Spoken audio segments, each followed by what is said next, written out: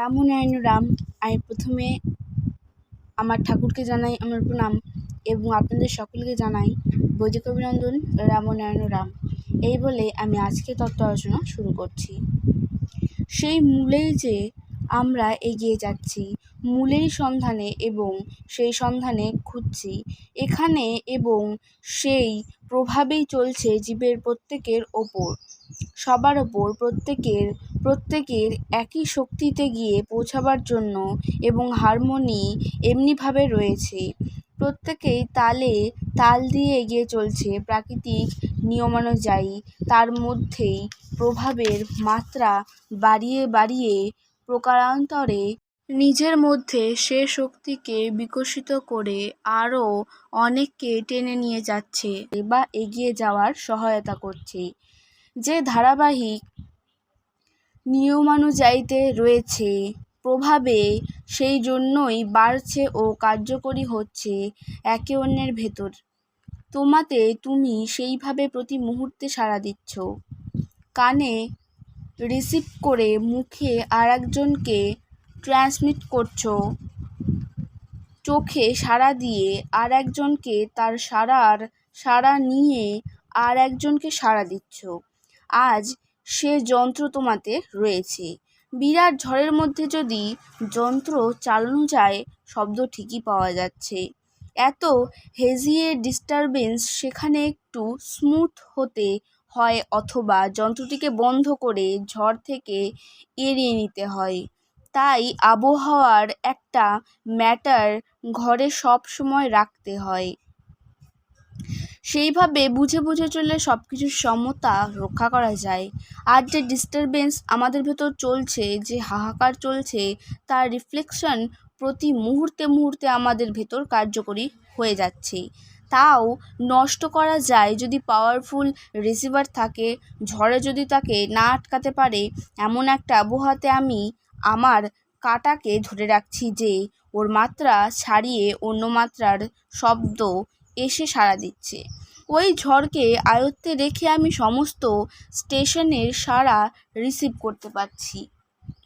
আজ সেই ঝামেলা, সেই ডিস্টারবেন্স, সেই অবস্থা বেশিরভাগ কার্যকরী হতে পারছে। তাতে কি পরিচয় দিচ্ছে? তাতে এই পরিচয় পাচ্ছি যে আবহাওয়ার কার্য তোমাদের ভেতর এসে কার্যকরী হচ্ছে। যন্ত্র আমাদের ঠিকই রয়েছে, সে পরিচয় তোমরাই তো দিচ্ছ এসে। আর তা না হয় কাটা এরকম একটা জায়গায় ধরে আছে যে দুই স্টেশনের শব্দ এসে গোলমাল হয়ে যাচ্ছে। তাকেও আবার ঝড়ের মতোই লাগছে, কিন্তু ঝড় অ্যাডজাস্ট করানোটা শিখিয়ে দিচ্ছে। ঝড়ের প্রয়োজনীয়তা যথেষ্ট রয়েছে। তোমার শক্তিকে এমনইভাবে জাগিয়ে তুলতে হবে এই বিশ্ব প্রকৃতির সমস্ত সাড়াকে আনতে পারো এবং দিতে পারো। সমস্ত ঝড় হতে নিজেকে এড়িয়ে নিয়ে চলতে পারো এবং দখলে আনতে পারো। প্রচেষ্টা সেখানেই, সাধনা সেখানেই, স্পিরিচুয়াল গাইড তখন তোমার ইঞ্জিনিয়ারের কার্য করে যাবে মাত্র। তাই তোমরা সেই মূলকে খোঁজো, তবেই সব সন্ধান তোমাতেই মিলবে। আলোচনা এখানেই শেষ করে ঠাকুর উঠে পড়লেন। আর একদিনের আলোচনা। ঠাকুর সন্ধ্যায় প্রায়ই আধ্যাত্মিক ক্লাস করেন। ঠাকুরের বিভূতির কথা শুনে সাধারণত নানাজনে নানা কথা বলে। বহুদূর হতে বিভূতি দেখবার জন্য লোক আসে। একদিন কয়েকজন সম্ভ্রান্ত ব্যক্তি এসে ঠাকুরকে ধরলেন। ঠাকুরকে তারা খুব স্নেহের চোখে দেখেন ও নাম ধরেই ডাকেন। তারা বললেন, তোমার বিভূতির কথা অনেক শুনেছি, আমাদের এমন একটা কিছু দেখাও যাতে আমরা বেশ বুঝতে পারি। ঠাকুর তাদের বেশ মান্যের চোখে দেখেন। তিনি একটু হেসে বললেন, বিভূতি তো আর ম্যাজিক নয়, আর দেখাবার উদ্দেশ্যে এই জাতীয় বিভূতি না করাই উচিত। তারা বললেন, নানাজনের কাছে শুনেছি অনেকেই তো তোমার বিভূতি দেখেছে, তারা কি করে দেখলো? ঠাকুর বললেন, দেখিয়েছি এই হিসাবে তারা দেখেনি।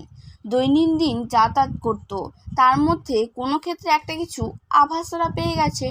সেটা ঠিক দেখাবার উদ্দেশ্য বা অন্য কিছু ছিল না।